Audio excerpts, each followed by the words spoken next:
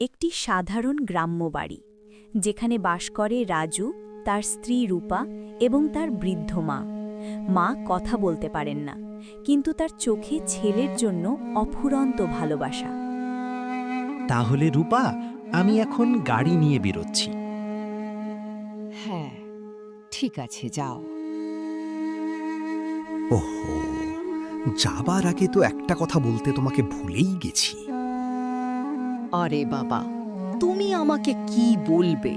আমি সেটা ভালো করেই জানি। তুমি মাকে খুব আদর যত্নে রাখো।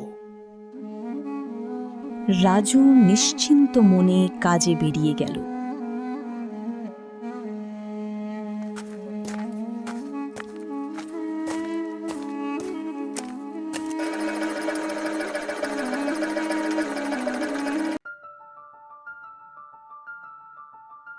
ইস, মাকে নিয়ে কত আদিক্ষেতা। অনেক তো ছেলের ঘাড়ে বসে বসে খেলেন, এবার একটু কাজকর্ম করুন। বৃদ্ধা মা কিছুই বলতে পারেন না, শুধু চুপচাপ সব সহ্য করেন।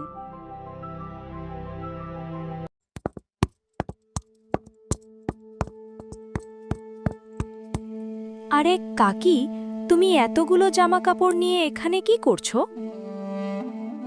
মা কিছু বলতে পারেন না, শুধু মাথা নাড়িয়ে সব বোঝানোর চেষ্টা করেন।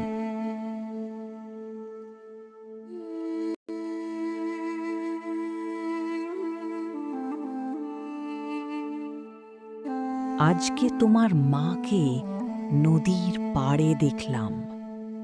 কি? মা নদীর পাড়ে গিয়েছিল? আমি মাকে পাঠিয়েছি? তুমি কি বলছো? রূপা খুব চতুরতার সাথে মিথ্যা বলতে লাগলো।